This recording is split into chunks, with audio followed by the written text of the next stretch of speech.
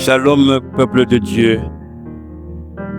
Nous, pasteur Élie Djema, de l'Assemblée de délivrance et de révélation, venons ce jour partager la parole de Dieu avec vous, peuple élu de Dieu. Le thème est ainsi intitulé « Désirer le Saint-Esprit ». Les Écritures saintes nous recommandent de désirer le Saint-Esprit.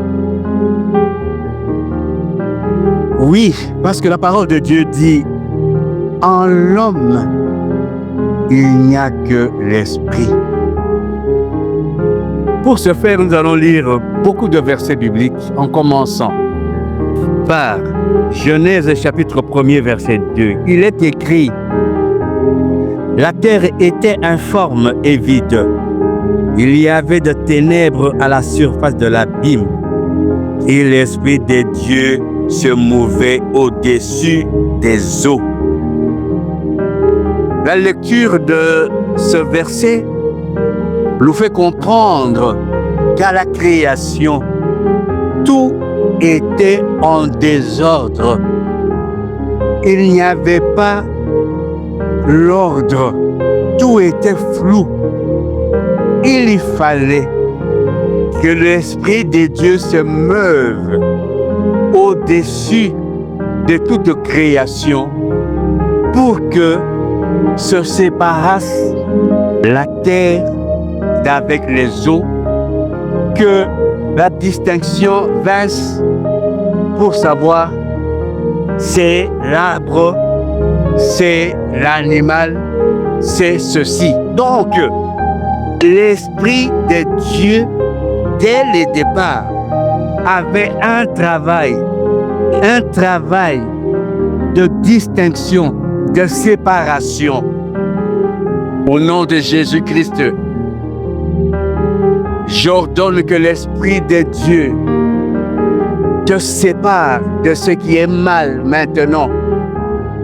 Maintenant que l'Esprit de Dieu t'éclaire, que tu vois avec qui tu vis, avec qui tu parles, avec qui tu chemines dans ton ministère, dans ton travail. Bien-aimés dans le Seigneur, dans Genèse chapitre 6, verset 3, alors l'Éternel dit, « Mon esprit ne restera pas toujours dans l'homme, car l'homme n'est que chair, et ses jours seront de 120 ans. » L'Esprit de Dieu était dans l'homme. Lorsque l'Esprit de Dieu est en l'homme, il y vit éternellement.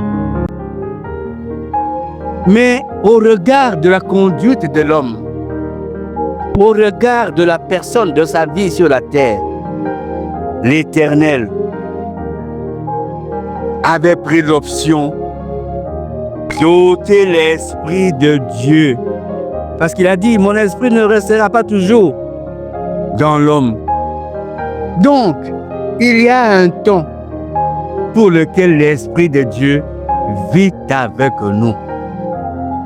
Désirer le Saint-Esprit, parce que sans le Saint-Esprit, nous vivons comme des animaux. Désirer le Saint-Esprit, parce qu'il y a plusieurs esprits. Il y a les esprits de ténèbres qui égarent pour la perdition et l'Esprit de Dieu qui nous rapproche du Seigneur. Comme il est dit dans Jean chapitre 6, verset 63, c'est l'Esprit qui vivifie. La chair ne sert de rien. Les paroles que je vous ai dites sont esprit et vie. Cet esprit, dira Jean chapitre 14, verset 26, mais le consolateur, l'Esprit Saint, que le Père enverra en mon nom, vous enseignera toutes choses, vous rappellera tout ce que je vous ai dit. Le plus grand bonheur est qu'il y rendra témoignage de Jésus-Christ dans nos vies. C'est ce que dit dans Jean chapitre 15, verset 26. Bien-aimés dans le Seigneur, désirer le Saint-Esprit est capital pour les enfants de Dieu. L'Esprit de Dieu nous donne l'autorité. Sa présence donne l'autorité, nous donne le pouvoir, nous donne la puissance, nous permet de distinguer le bien du mal, nous permet de dissiper tous les malentendus.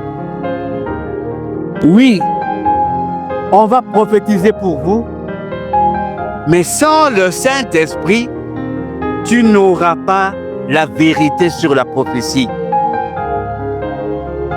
Aujourd'hui, pour moi, le Saint-Esprit vient convertir mes paroles en réalité. Demande que le Saint-Esprit convertisse ta prière en réalité. Je demande que je sois séparé des natures, des personnes qui ne sont pas sur le chemin de l'Éternel. Au travers de cette demande, le Saint-Esprit, lorsque nous l'appelons, il vient convertir ces paroles en réalité. Luc chapitre 4, verset 18 nous dit: L'Esprit du Seigneur est sur moi, parce qu'il m'a oint pour annoncer une bonne nouvelle aux pauvres. Il m'a envoyé pour guérir ceux qui ont le cœur brisé. En l'homme, il n'y a que l'Esprit. Et Luc 21, 14 de dire: Mettez-vous donc dans l'esprit de ne pas préméditer votre défense. Désirez le Saint-Esprit à tout moment sur votre marche chrétienne, au travail, en route.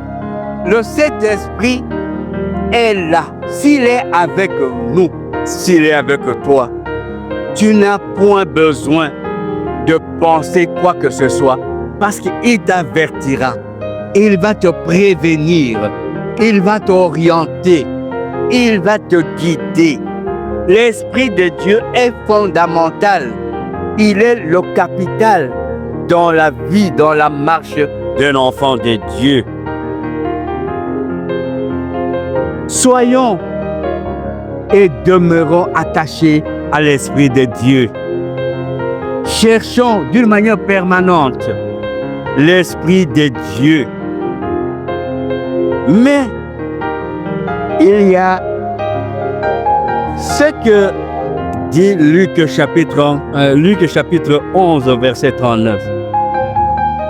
Mais le Seigneur lui dit: Vous, pharisiens, vous nettoyez le dehors de la coupe et du plat, et à l'intérieur vous êtes plein de rapines et de méchanceté. C'est dire que nous devons éviter de marcher comme des pharisiens. Nous voulons plus l'apparence. Nous voulons présenter l'apparence pieuse, chrétienne. Pourtant, l'intérieur est plein de rancunes, est plein de rapines, est plein de colère. L'intérieur est rempli de la sorcellerie, des mauvaises pensées, de la haine. L'Esprit de Dieu n'habite pas dans les ténèbres, il est lumière. C'est contrairement à ce que Salomon avait agi dans 1 Roi chapitre 6 verset 21. Il y couvrit d'or pur l'intérieur de la maison. Et il fit passer le voile dans les chaînettes d'or devant le sanctuaire qu'il couvrit d'or. Salomon est un modèle. Salomon avait couvert le sanctuaire de l'Éternel, le temple de Dieu, tout l'intérieur d'or pur. C'est dire que nous devons mettre notre cœur, présenter notre cœur très propre. Nous devons orner notre cœur afin que l'esprit que nous désirons puisse y habiter. Et lorsque l'esprit que nous désirons habite en nous, il va convertir nos désirs en réalité. Il va convertir nos pensées, même avant que nous puissions parler. Déjà, l'Esprit a déjà agi. Si l'Esprit habitait en nous. Bien-aimés dans le Seigneur, bien-aimés dans le Seigneur, Hébreux chapitre 13, verset 5, nous prévient en ces termes: ne vous livrez pas à l'amour de l'argent, contentez-vous de ce que vous avez.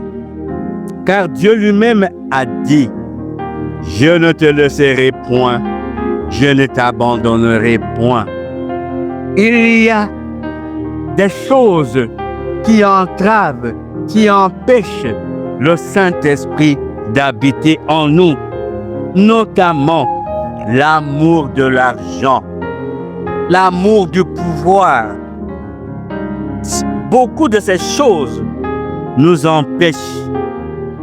Le mystère de l'iniquité qui agit aujourd'hui nous empêche le Saint-Esprit de paraître, d'habiter en nous. Et 1 Thessaloniciens chapitre 5 verset 14. Nous vous prions aussi, frères, avertissez ceux qui vivent dans le désordre. Consolez ceux qui vivent dans le désordre. Consolez ceux qui sont abattus. Supportez les faibles, ayez de patience envers tous. Telle est la motivation de notre exhortation de ce jour. C'est pour vous avertir. C'est pour vous prévenir. C'est pour vous rappeler de continuer à désirer le Saint-Esprit en prenant soin de nous éloigner des mauvaises choses. L'Esprit de Dieu, lorsqu'il est avec nous, il convertit nos paroles en réalité.